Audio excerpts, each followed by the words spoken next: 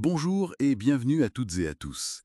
Aujourd'hui, on plonge dans un sujet vraiment fascinant, la mémoire de l'IA, Et attention, on ne parle pas juste de stockage de données là, non, non, plutôt de, comment dire, d'une IA qui se souvient. qui se souvient des conversations, des habitudes, peut-être même, qui sait, des émotions. C'est un peu le nerf de la guerre technologique actuelle en fait. Alors, pour guider notre exploration, on s'appuie sur une étude très récente, parue début mai 2025. Elle s'intitule Rethinking Memory in AI. L'objectif, c'est simple, en tirer l'essentiel. Comprendre comment une IA stocke l'info, comment elle la retrouve, comment elle l'utilise, bref, comment elle se souvient. Oui, et c'est vraiment la question fondamentale. Parce que sans mémoire, pas de contexte qui dure, et donc pas de conversation réelle, pas de suivi possible. C'est un vrai défi même pour les IA les plus puissantes qu'on connaît, Gemini, Claude ou même les dernières versions de ChatGPT. Elles sont capables bien sûr de traiter d'énormes quantités d'infos, on parle de l'équivalent de plusieurs livres d'un coup. Impressionnant, oui. Mais ce n'est que le début, c'est juste la capacité brute. La mémoire, c'est plus subtil, et justement, l'étude nous rappelle qu'il y a en gros trois grands types de mémoire dans ces IA modernes. Alors d'abord, il y a ce qu'on appelle la mémoire paramétrique.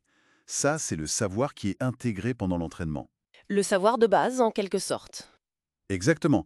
C'est comme une intuition logée dans les neurones artificiels de l'IA. Le problème, c'est que c'est assez rigide, Rigide, c'est-à-dire? difficile à modifier après coup. Voilà, pour changer quelque chose là-dedans, souvent il faut réentraîner une grosse partie du modal, c'est long, c'est cher. D'accord. Et les autres types. Ensuite, on a la mémoire contextuelle non structurée. Là, c'est différent. Ce sont les infos qu'on donne à l'IA en direct. Comme le texte d'une conversation. Oui, ou une image, un fichier audio.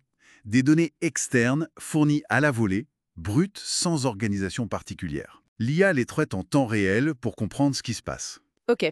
Et la troisième? La troisième, c'est la mémoire contextuelle structurée. Toujours des données externes, mais cette fois, elles sont bien organisées. Ah, comme une base de données? Exactement. Une base de données, un graphe de connaissances, quelque chose qui permet une recherche rapide, efficace, pour trouver des faits précis. C'est souvent crucial pour la performance, pour répondre juste. Bon, d'accord. Donc on a ces trois compartiments de mémoire, paramétrique, contextuel, non structuré et structuré. Mais l'IA, elle ne fait pas que les remplir passivement, j'imagine. L'étude parle de comment elle les manipule. Tout à fait. C'est là que ça devient vraiment intéressant. Ce n'est pas du tout passif. L'étude met en lumière 6 opérations clés. Et ce qui est frappant, c'est qu'elles sont inspirées de notre propre psychologie cognitive. Ah oui, lesquels? Alors, il y a la consolidation, comment rendre un souvenir stable pour qu'il dure.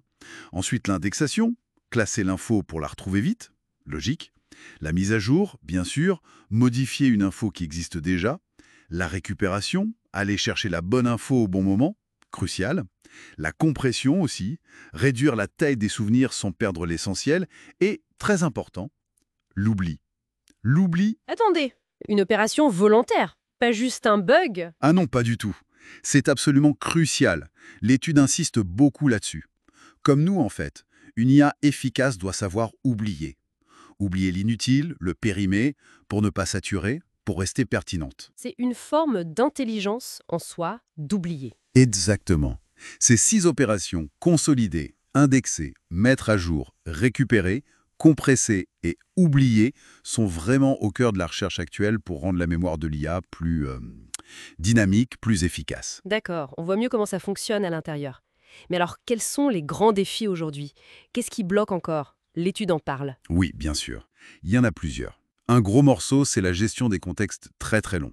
Ce fameux problème du «lost in the middle». Perdu au milieu, c'est-à-dire? L'IA lit un document très long et elle a du mal à se souvenir ou à utiliser l'information qui était au milieu du texte. C'est un peu comme si elle était attentive au début et à la fin, mais moins au milieu. Ah oui, je vois. Un autre enjeu majeur, c'est ce qu'on évoquait un peu, pouvoir modifier la mémoire paramétrique, le savoir de base, sans devoir tout réentraîner. Ce serait énorme ça, pouvoir corriger une erreur ou ajouter une info. Exactement. De manière ciblée et économique. Imaginez pouvoir mettre à jour une connaissance fondamentale de l'IA facilement. C'est un peu le Graal. Et alors comment on pourrait y arriver? Quelles sont les pistes explorées? L'étude suggère principalement 2 grandes directions. La première, c'est de s'inspirer encore plus finement du cerveau humain, notamment de nos systèmes d'apprentissage complémentaires. On a un système rapide pour s'adapter vite aux nouveautés et un système plus lent pour consolider sur le long terme. L'hippocampe et le néocortex, si je me souviens bien. C'est ça.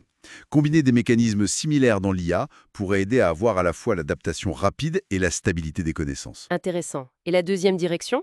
Comment garantir techniquement qu'une information personnelle, disons, est réellement effacée? Pas juste masquée ou inaccessible, mais vraiment détruite de la mémoire de l'IA. C'est un défi technique énorme, mais c'est aussi une question de confiance essentielle pour l'adoption de ces technologies. On voit bien que ça dépasse la simple technique là. On touche à des questions de société, de confiance. Tout à fait. Et d'ailleurs, l'étude se termine sur une idée assez vertigineuse, je trouve. Ah oui, laquelle? Elle pose la question: que se passerait-il si la frontière entre le savoir interne de l'IA, la mémoire paramétrique, et les données externes qu'elle consulte, la mémoire contextuelle, commençait à s'effacer? Si tout devenait un seul grand flux d'informations continues, accessibles et modifiables. Ça changerait tout? Ça pourrait débloquer de nouvelles formes de raisonnement, oui. Peut-être une intelligence fondamentalement différente de ce qu'on connaît. C'est une réflexion fascinante, je trouve, pour